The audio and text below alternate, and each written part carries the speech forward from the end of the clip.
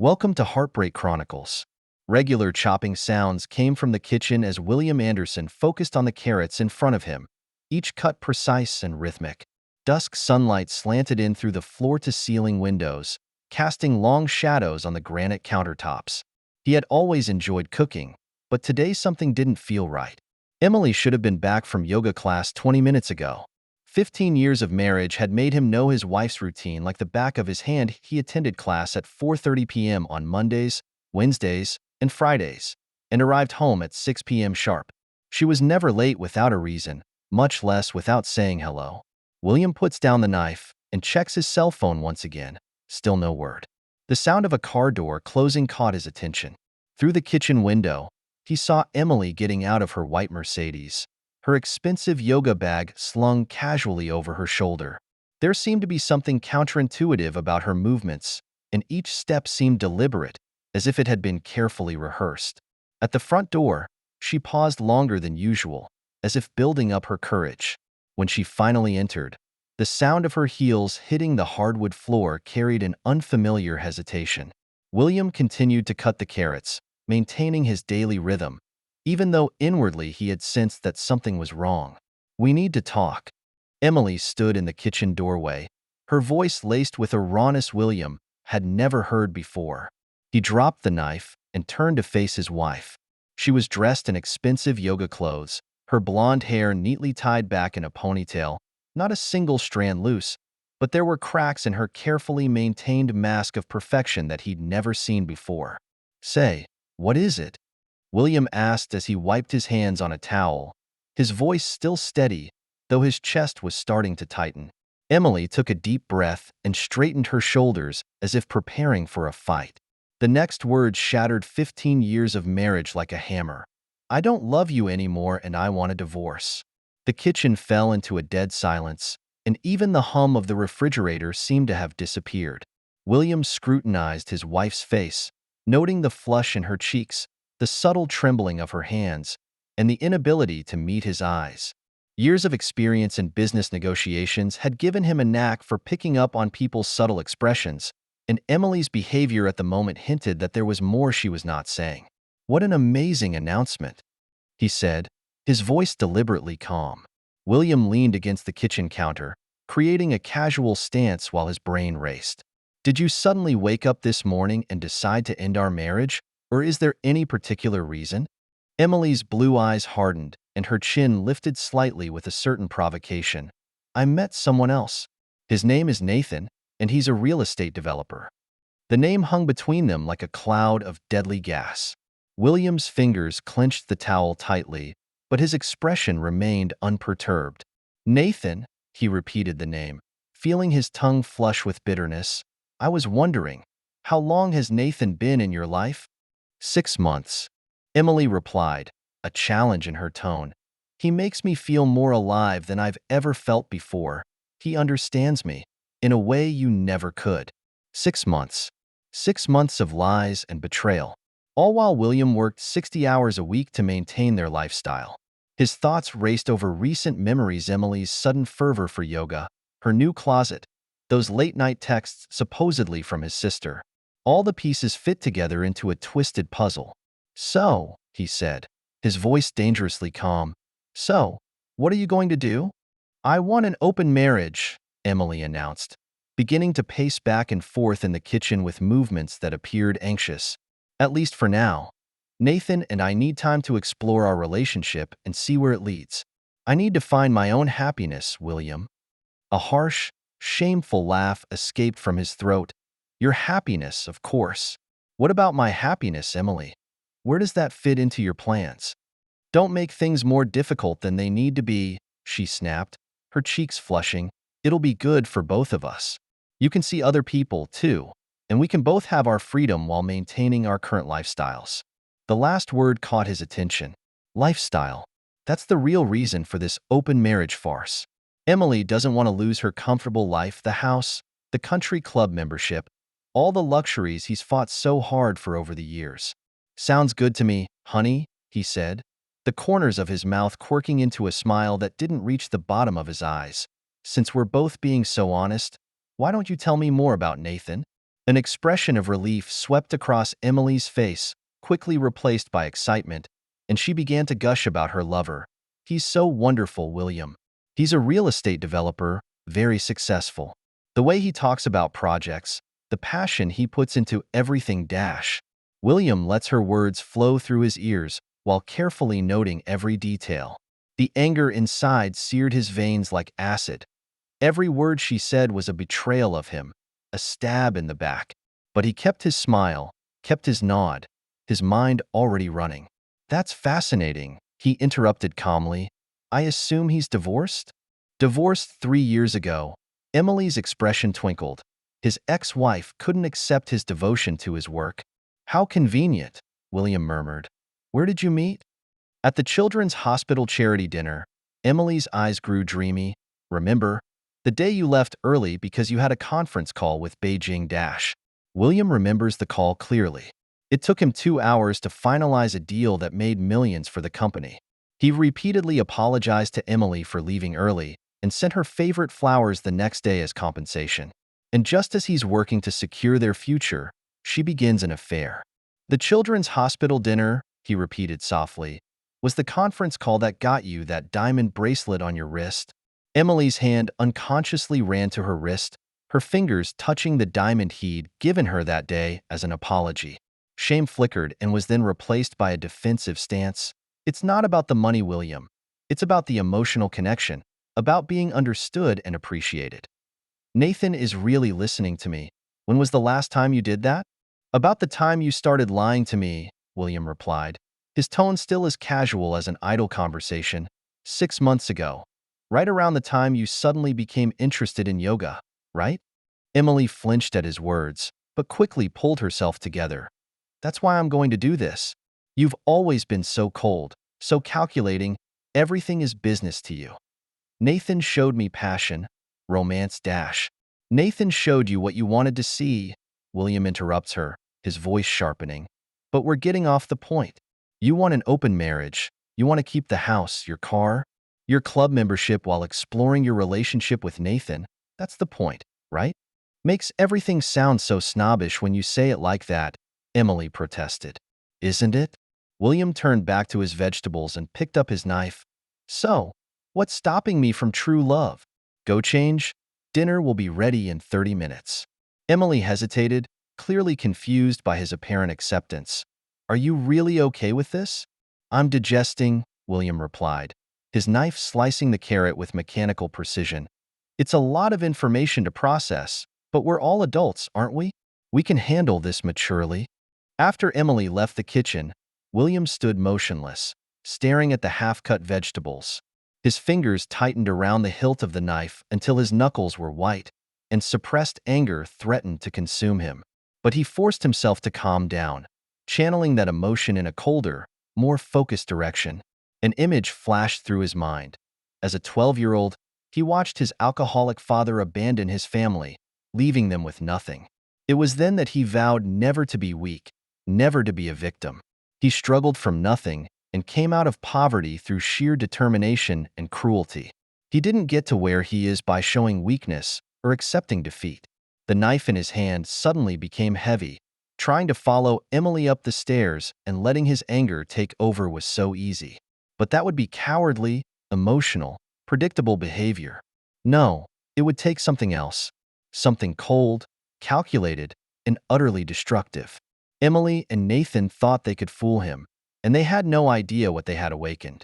William carefully put down the knife and pulled out his cell phone. He needs to make some calls and start some preparations. By the time he's finished, both Emily and Nathan will understand the true cost of betrayal. The following week, William threw himself into information gathering. His home office was transformed into a command center with multiple monitors displaying various surveillance images and data streams. He has always maintained a rigorous approach to business, and now he applies that precision to his plan to destroy his wife's extramarital affair. Technical preparation was surprisingly simple. Emily has been careless with her passwords, using the same password for multiple accounts. Within days, William had gained access to all of her accounts, email, social media, bank records. The keylogger he'd installed on her laptop captured every message, every search, every deleted draft. But the real goldmine came from her cell phone.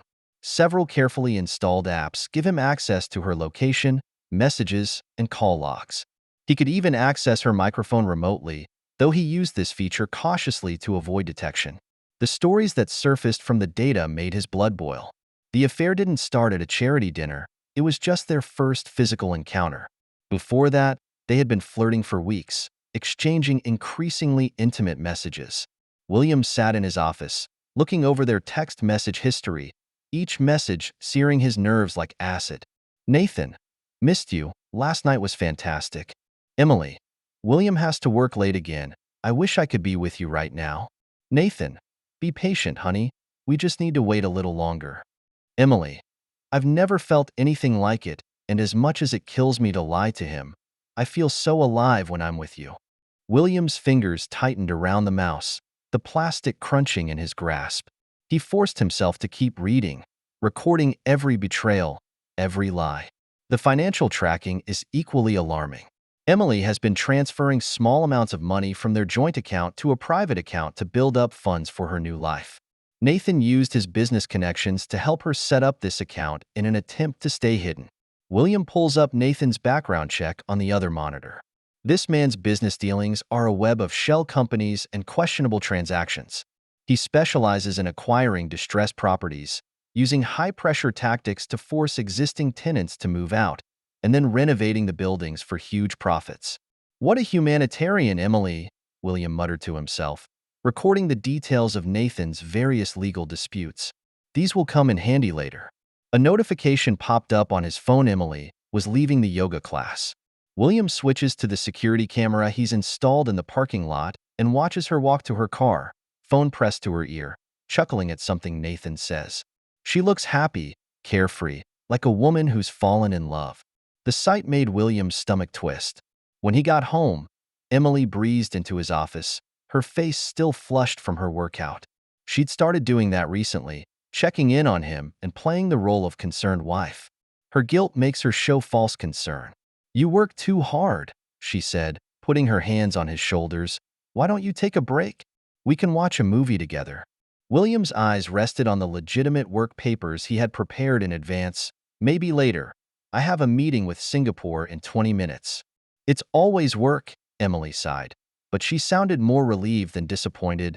Don't stay up too late. After she leaves, William switches back to the surveillance feed. He pulls up the camera footage from Nathan's office building and watches Emily's car pull into the private parking lot. She started taking different routes, thinking she was being clever and covering her tracks. William's cell phone rang with another text alert. Emily, just left the gym and misses you. Nathan, come on, William's busy working again. Emily, on my way, can't wait to be in your arms. William allowed himself a cold smile. They thought they were being so careful, so cautious, not realizing that their every move was being recorded. The next day, William expanded his surveillance network. He hires a private investigator to follow Nathan's movements, documenting his daily activities and business meetings. A detective's report reveals a man who maintains appearances by borrowing. Your successful developer is deep in the red, Emily, William said softly, checking the financial records. Nathan refinanced his property several times, paying off the previous one with each new loan. All it takes is one bad quarter, one failed deal, and his entire empire collapses. Private investigator photos show Nathan meeting various business associates at upscale restaurants, always paying with flashy credit cards. He drives a new Mercedes, wears custom suits, and maintains a luxury apartment in the center of town, all built on smoke and mirrors. William begins mapping Nathan's schedule, noting patterns and weaknesses. This man has a regular routine, working out at 6 a.m., coffee at a regular cafe, rotating business lunches at upscale restaurants. He usually worked late into the night at the office, except for the nights Emily visited. On those nights, Nathan would leave work early and pick up wine and takeout from expensive restaurants. They would have dinner at his apartment and spend hours together while William pretended to be working late. Surveillance reveals more details: the way Nathan touches Emily in public, always discreet but possessive, the gifts he buys for her from the company account, the way they gaze at each other when they think no one is watching. William documents every detail, building a complete picture of their affair. But it wasn't enough to understand their betrayal. He needed leverage, ammunition for the coming operation. He pays particular attention to Nathan's business dealings, using his contacts to delve into the man's finances. The images that surfaced were shocking: fraudulent loan applications, bribing city officials, illegal eviction programs. Nathan built his empire on corruption and exploitation. One evening, William adjusted his tie in front of the mirror in preparation for his appointment for that dinner for three that he had so carefully arranged. The restaurant he chose was both expensive and public, the perfect stage to launch the next phase of the program. The reflection in the mirror shows a man in control of the situation, burning anger hidden under a meticulous suit. This dinner will be the beginning of his psychological warfare, an elaborate trap into which Emily and Nathan are about to step. "Are you sure you want to do this?" Emily asked from the doorway, fidgeting uneasily with her diamond bracelet. Dinner with Nathan could be awkward. There was a quiver in her voice, clearly apprehensive about the upcoming scene. William turned to face his wife with a practiced smile. "We're both adults, aren't we? Besides, I should meet the man my wife is sleeping with." His tone was calm, almost icy, each word carefully chosen with a hidden edge. "William, please don't be so vulgar," Emily said, crossing her arms. "I thought you had accepted the arrangement." She tried to act tough, but the unease in her eyes betrayed her. "I'm just stating the facts." William looked at his watch. "We should get going. Don't keep Nathan waiting too long." He deliberately emphasized the name Nathan and was satisfied to see Emily wince slightly. The drive to the restaurant was fraught with tension as Emily kept rambling on about appropriate topics of conversation. William let her words slide past his ears, focusing his attention on the upcoming scene. He checked every detail in his mind again, making sure he had all the necessary information. The city at dusk whizzed by outside the car window, and neon signs began to flicker in the twilight, as if it were a prologue to a good show that was about to unfold. Nathan was already waiting at the bar, wearing an expensive suit that William knew had been purchased with a Shell Company credit card. That practiced smile of his that he'd tried so many times on lonely housewives seemed a little forced at the moment. The smile faltered slightly when he saw William, and though he tried to hide it, the momentary discomfort didn't escape William's eyes. "William," Nathan held out his hand. "It's finally official." William took his hand, noting that Nathan's expression twisted slightly when he increased the force slightly. "Been waiting a long time for this moment indeed." There was something in his voice that sent shivers down Nathan's spine. They were given the best seats in the dining room, and Nathan exaggeratedly pulled out Emily's chair for her. William watched the move and smiled, knowing that every move the other man made was carefully calculated. He noticed Nathan's nervousness in subtle ways, a slightly askew tie, a barely perceptible layer of sweat beading on his forehead, and a wary look that flicked to his own every now and then. "So, Nathan," William said as he looked at the menu, "Emily tells me you're a very successful developer." He deliberately put more emphasis on the word success to make it sound like some kind of sarcasm. Nathan flashes a smile, clearly back in his comfort zone. "I'm lucky that my latest project downtown will revolutionize the entire neighborhood." He began to ramble on about his vision as if it would mask his inner turmoil. "Ah yes, the Hamilton Street development," William nodded. "Interesting maneuver, acquiring it through a shell company and avoiding letting the existing residents notice before they received the eviction notice. Are you always this considerate and thoughtful, Nathan?" Nathan's smile stiffened slightly. "Looks like you know a lot about real estate practices." His fingers fidgeted unconsciously with his napkin, a small gesture that didn't escape William's eyes. "I'm used to knowing things about people involved with my wife." William sipped his water. "Especially business practices. For example, how did you deal with tenants who refused to move? I've heard some rather touching stories." Emily shifted uncomfortably in her seat. "William, we agreed dash." "It's okay, Emily," Nathan interrupted smoothly. "Your husband has a right to be concerned. I understand that." But his voice had taken on a hint of nervousness. The waiter appeared at just the right time to provide a brief respite from the tense conversation. William watched Nathan order an expensive bottle of wine, noting his subtle hesitation in giving his credit card. He knew that card was nearing its limit, as precarious as Nathan's entire business empire. "Tell me, Nathan," William said after the waiter left. "What was your divorce like?" Emily mentioned it was complicated. His gaze went straight into Nathan's eyes, as if he were searching for something. Nathan's jaw visibly tensed. These kinds of things are usually complicated, but that's all in the past. He tried to keep his tone light, but the tension in his voice was already evident. "Yes?" William leaned forward slightly. "I've heard some interesting comments from your ex-wife about the way you handle conflict, particularly about how you convinced her to give up custody on the part." "I don't think that's an appropriate dinner conversation," Emily interjected, her tone sharp. Her face turned pale, and it was obvious that William's words made her uncomfortable. William makes a gesture of surrender. "You're right, of course. We should focus on the future, not the past. Speaking of which, Nathan, how's the permit application for the Hamilton Street project coming along? Councilman Roberts seems to be extraordinarily enthusiastic about your proposal." "Everything's going according to plan," Nathan replied. But William noticed that beads of sweat had become visible on his forehead. His fingers trembled slightly under the dining room table, as if he realized the conversation was slipping into a dangerous abyss. "Really? I've heard that Councilman Roberts can be very harsh. Of course, the right incentives always help, especially when those incentives translate into numbers in offshore accounts." Nathan's face instantly turned pale. Just then the wine arrived, and William watched with satisfaction as Nathan's hand visibly shook as he signed the order.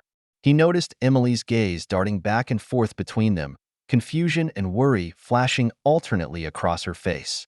She was beginning to realize that there was far more to tonight's dinner than met the eye. The rest of the dinner was like a well-choreographed dance, with William dropping subtle hints about everything he knew, while maintaining a facade of polite concern. He watched as Nathan became more and more restless and Emily became more and more agitated. Every dish is accompanied by an elaborate question, and every topic has a hidden agenda. "I have to say, Nathan," William spoke up as they finished their entrees, "you've built an impressive operation. All those shell companies, with their complex financial arrangements, must have required a lot of work to remain legitimate. How do you manage so many accounts? I'm especially curious about how you handle those consulting fees from specific government departments." Nathan wiped his mouth with his napkin, his composure crumbling. "What the hell are you implying, William?" His voice had taken on a distinctly hostile tone. "Hints?" "Not at all," William smiled, but the smile never reached his eyes. "I was just making conversation. Though I must admit, I'm intrigued by your relationship with certain members of the city council who seem to be particularly accommodating to your project. Such close working relationship must be difficult to maintain." "William, that's enough," Emily hissed, her face reddening with anger and embarrassment. But William can see the fear hiding underneath her anger, and she begins to realize what she may be involved in. "What's the matter, honey? I thought you wanted us all to be honest."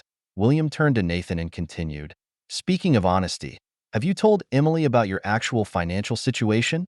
About those loans you've been maneuvering around? About how your program is actually built on false collateral?" Nathan's knuckles whitened on his glass. "I don't know what you think you know, Dash." "I know everything," William interrupted softly, his voice low and dangerous. "Every shell company, every bribe, every fraudulent loan application. I know about the offshore accounts. I know about the kickbacks. I even know about that interesting conversation you had with Councilman Roberts last week about expediting the approval process. What do you think Emily would think about what really happened on that project?" The silence that followed was deafening. Emily looked back and forth between them, confusion and fear written on her face. Nathan sat motionless, the charm of his practiced routine lost under William's steady gaze. The noise of the entire restaurant seemed to be far away, leaving only the suffocating silence of their table. "Why are you like this?" Emily finally spoke, her voice quivering. Her hand clenched the glass so tightly that her knuckles turned white. "Doing what?" "I thought we were having a nice dinner," William signaled the waiter for the check. "Getting to know each other better. Isn't that what you want?" There was a certain dangerous pleasure in his voice. As they got up to leave, William put his hand on Nathan's shoulder and leaned in close to whisper in a voice so low Emily couldn't hear. "A bit of advice," he whispered. "Be careful with other people's wives. You never know what kind of husband you're going to meet, especially when your entire career is built on lies." Nathan jerked back, his face pale. "Is that a threat?" There was already a palpable fear in his voice. "Threats?" William laughed softly. "No, Nathan, just a friendly reminder between adults. After all, we all know the truth will come out one day, don't we?" With that said, he gracefully turned and left, leaving Nathan standing as if on ice. Mountain roads wind through autumn forests with golden and crimson leaves burning in the setting sun. William took the wheel easily with one hand, his afterglow noticing Emily fidgeting restlessly with her cell phone in the passenger seat. For the past hour, she'd been trying to sneak text messages to Nathan, each one more desperate than the previous. "No signal?" William asked, knowing full well that it was Mr. Black's team that was blocking signals along the way. "The signal isn't very good in the mountains," Emily said, trying to keep her voice steady, "probably because of the terrain. Isn't that what a vacation is all about?" William smiled, looking at Emily's reflection in the windshield. "Getting away from distractions, undisturbed, just the two of us." Emily's cell phone suddenly vibrated and a final message came in before they lost the signal completely. "Something's wrong. Don't go to the hotel. Stay with me and dash." Before Nathan could finish his message, the signal disappeared completely. William noticed Emily's sharp intake of breath and saw her fingers clutching her cell phone. "Is everything okay?" he asked gently, controlling the vehicle as it turned another corner with ease. "Nothing," Emily replied quickly, her tone too deliberate. "Just work." "Nathan must have been worried about you leaving for the weekend," William said thoughtfully, manipulating each syllable with precision. "He seems to be a very possessive man." "William, please," Emily's voice tensed. "You said we wouldn't talk about him." "You're right, apologize." William reached out and patted her hand, feeling her flinch slightly. "This weekend is about us, about new beginnings." The boutique hotel came into view after the next turn, a renovated Victorian mansion looming over the hills. As William pulled up to the entrance, he noticed Emily scanning the parking lot, apparently looking for Nathan's car. She won't find it, and Mr. Black's team makes sure that Nathan is thoroughly held back in town. "Welcome to the Mountain View Resort and Spa," the receptionist greeted warmly. "You must be Mr. and Mrs. Morgan. We have a lake view suite for you." "Perfect." William smiled as he checked in while Emily stood a little further away, still checking her cell phone signal in vain. "I've heard great things about the hiking trails here." "Oh yes, especially the Lakeside Trail. The view of the early morning sunrise reflected in the lake is breathtaking. This is exactly why Mr. Black's team chose this route as the location for their operation. The suite is exactly as advertised, spacious and elegant with a private balcony overlooking the lake, providing Mr. Black's team with the perfect view to monitor all routes. "It's beautiful," Emily said as she stood in front of the floor-to-ceiling windows, trying to show enthusiasm. "The view is fantastic. Why don't we get settled in first?" William suggested. "I'll order some champagne. We should celebrate our new beginning." Just after leaving the room, William pulled out his secure cell phone and texted Mr. Black. "Is everything in place?" The reply came immediately. "All set. Team in place." Nathan got the package. William flashed a small smile, imagining Nathan's reaction when he received that envelope, containing photos of Emily with other men, all carefully forged, and bank statements showing her transferring money to offshore accounts. By now, Nathan should be in a frenzy. He can't get through on the phone, he can't text, and he's completely unable to reach Emily. When William returns to the suite, Emily is standing on the balcony, still clutching her cell phone. The dusk mountain breeze brought a hint of coolness, but the fine sweat on her forehead revealed her anxiety. "Champagne coming right up," William announced, walking over to her. "What a perfect evening." "William," Emily turned to face him, her voice tight, "I need to confess something to you." "More honest than telling me about your affair?" William's voice held a faint note of sarcasm. Emily took a step back, her face turning pale. "You've been scaring me lately." "Yes?" He leaned against the railing, looking relaxed. "How so?" "You seem like a different person." She wrapped her arms around herself. "The things you said to Nathan, the things you know dash." About those fraudulent business practices of his? Those bribes? Those illegal evictions? William's smile didn't reach his eyes. Honey, I'm just getting to know your new friend. Just then the champagne arrived, interrupting Emily's response. William generously tipped the waiter and then elegantly poured 2 glasses of wine. Here's to new beginnings, he raised his glass, and to facing the consequences that come with choices. Emily's hand shook slightly as she took the glass. What do you want? I don't want anything, Emily. William savored his champagne and watched the sun set over the lake. This weekend isn't about what I want. It's about what's going to happen, what has to happen. You're talking pointlessly, she said, finally bringing a palpable fear into her voice. No? William turned to face her. Think about it, Emily. Really think about the choices, the consequences, and the cost of betrayal. He left her alone on the balcony, the champagne untouched in the glass. Through the hotel surveillance system, which Mr. Black's team had hacked into, he watched as she spent the next hour trying in vain to contact Nathan. But Nathan is already dealing with his own troubles at this point.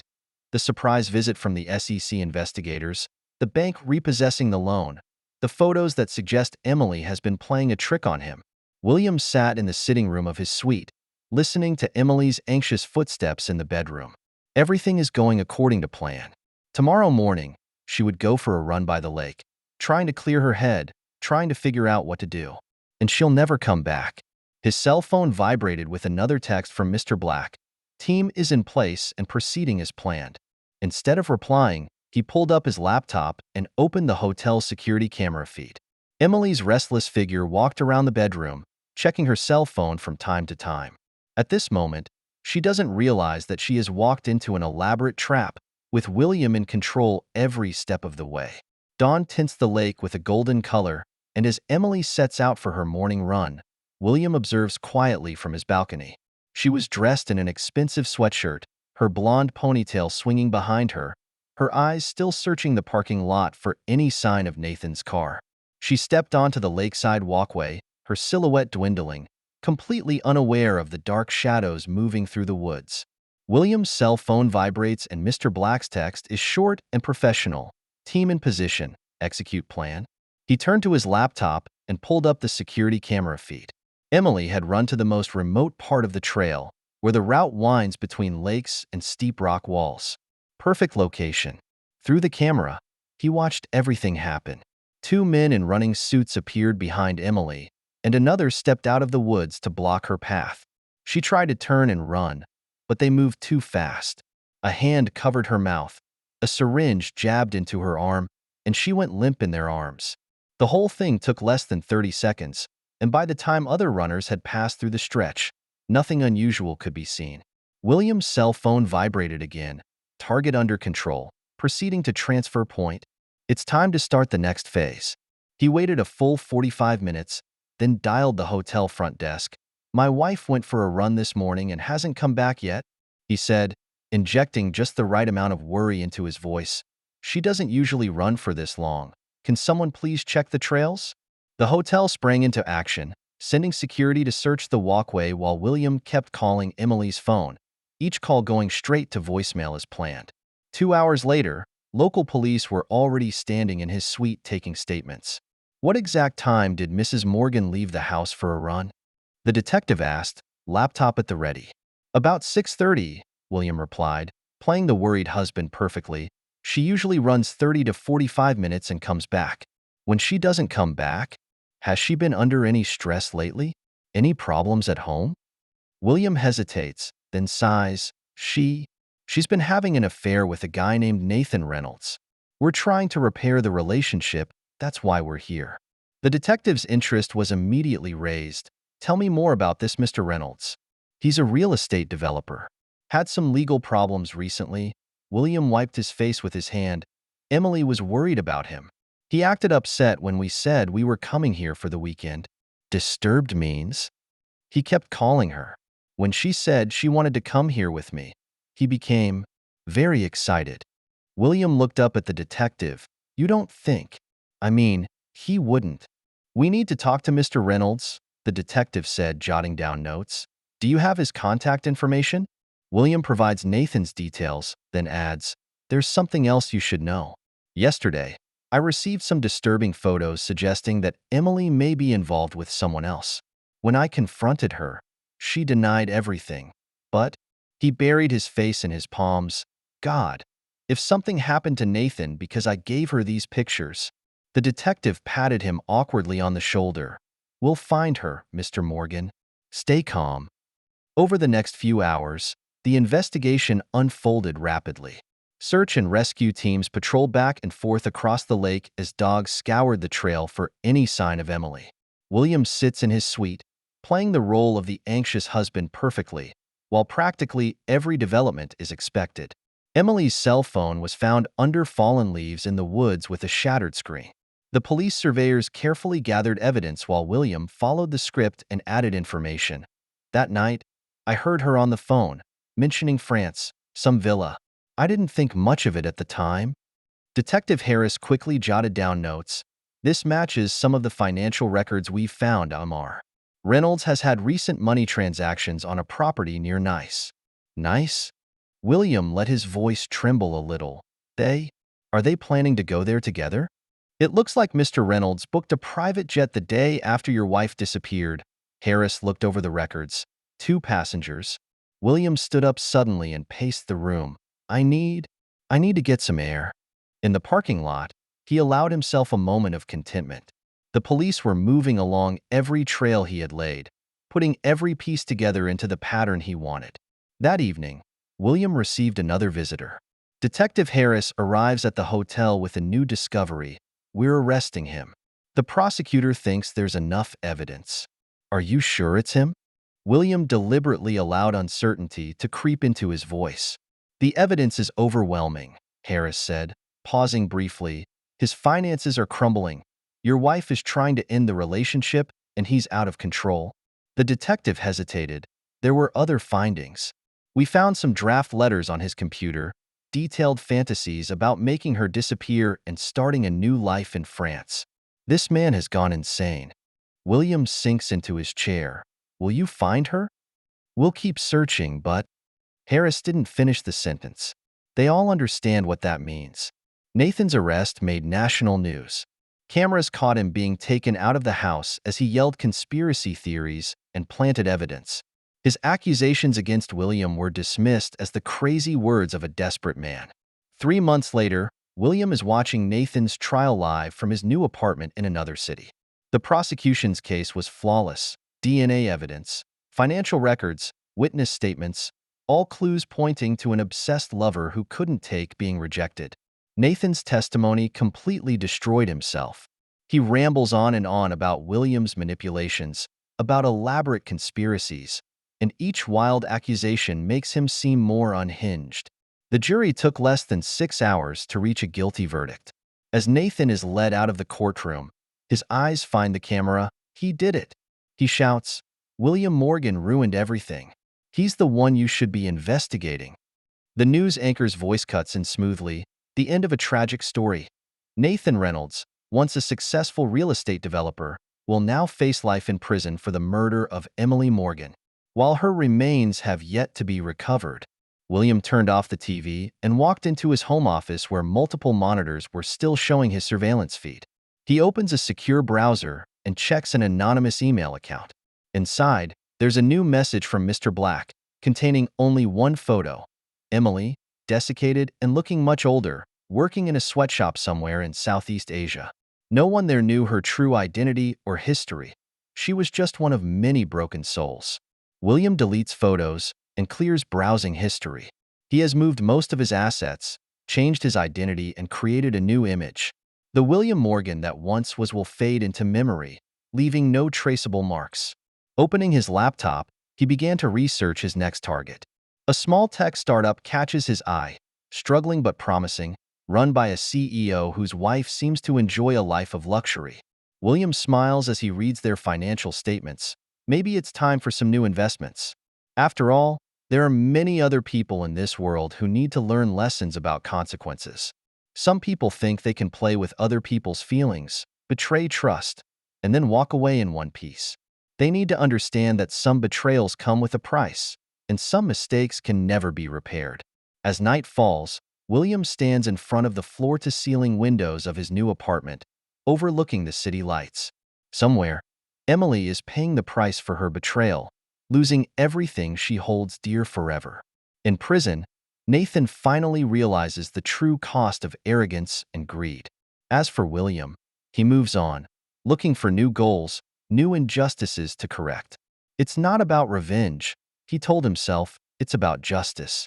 It's about making sure that those who think they can hurt others with impunity understand that every action has a cost. He raised his glass and smiled at the city outside the window. Somewhere, a new game is about to begin, and he's ready for it. After all, the world always needs someone to enforce justice, even in the darkest ways. And William has proven himself to be perfect for the role. He turned toward his study and began to make plans for his next target. Because in this world, there are always people who need to learn the price of betrayal. He, on the other hand, will continue to play their teacher. That's the end of today's story.